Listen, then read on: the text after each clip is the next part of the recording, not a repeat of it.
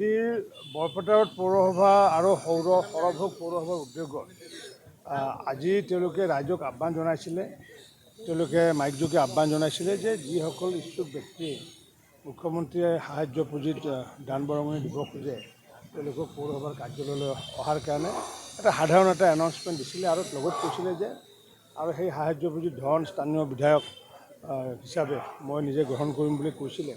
আৰু যাৰ ফলস্বৰূপে আজি প্ৰায় আমাৰ বৰপেটা পৌৰসভাৰ অন্তৰ্গত প্ৰায় এটা আহ্বানতে পৌৰসভাৰ এটা আহ্বানতে 13,80,000 টকা আৰু সৰভোগ পৌৰসভাৰ আহ্বানত প্ৰায় 6,40,000 টকা আজি ৰাইজে স্বতঃস্ফূৰ্তভাৱে বিভিন্ন দল সংগঠনসমূহে ধৰ্মীয় অনুষ্ঠান আনকি গৰখীয়া গোহাঁই থান পৰিচালনা সমিতিয়ে হওক বা আমাৰ GLC কলেজে হওক বা বননগৰ কলেজে হওক বা বৰপেটাৰ জামে মছজিদে হওক এনেকুৱাকৈ বা তেৰাপন্থ সমাজে হওক বিভিন্ন কমিউনিটি সমাজে হওক বা ব্যক্তিসকলে আৰু লগতে প্ৰত্যেকগৰাকী চেয়াৰমেন বৰপেটাৰ পৌৰসভাৰ চেয়াৰমেনে 50,000 টকা, ভাইচ চেয়াৰমেন 40,000 টকা, সৰভোগ পৌৰসভাৰো 50,000 টকা, ভাইচ চেয়াৰমেন 40,000 টকা, আনকি কমিশ্যনাৰসকলে 10,000কৈ টকা তেওঁলোকে আজি আগবঢ়াইছে।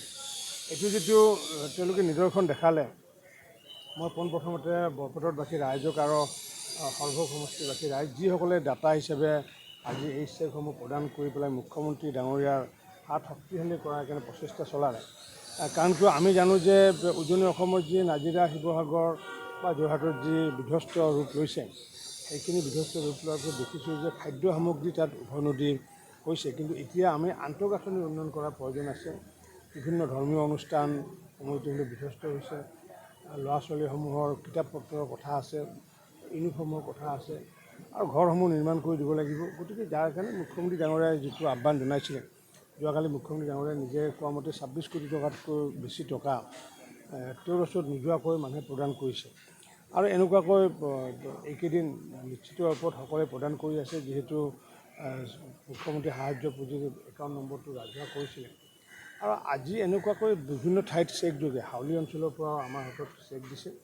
মই ভাবোঁ যে এইটো আচলতে মুখ্যমন্ত্ৰী ডাঙৰীয়াৰ লগতে তেখেতক সহযোগ কৰাৰ লগতে বান বিধ্বস্ত পৰিয়ালসকলৰ যে লগত তেওঁলোকৰ আত্মা যে জড়িত হৈ আছে তাৰে এইটো এটা নিদৰ্শন দেখা পালোঁ।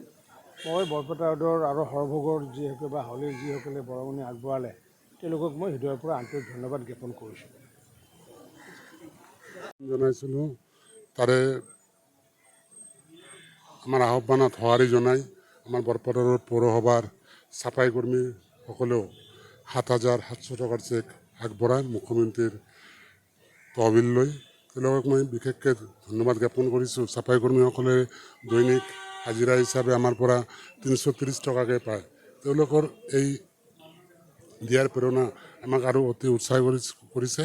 লগতে আমাৰ বৰপেটা পৌৰসভাৰ কৰ্মচাৰীসকলেও 40,000 টকাৰ চেক আমাক প্ৰদান কৰে। আৰু লগতে বিভিন্ন দল সংগঠন, বিভিন্ন ধৰ্মীয় অনুষ্ঠান, মন্দিৰ, মছজিদ, নামঘৰ, বিভিন্ন ধৰ্মৰ বিভিন্ন সংগঠন, বিভিন্ন ক্লাব পৰা দিয়াৰ কাৰণে সকলোকে মই ধন্যবাদ জ্ঞাপন কৰিলোঁ। মুঠ 13,80,000তকৈ অধিক টকা চেক আমালৈ সংগ্ৰহ কৰিছোঁ।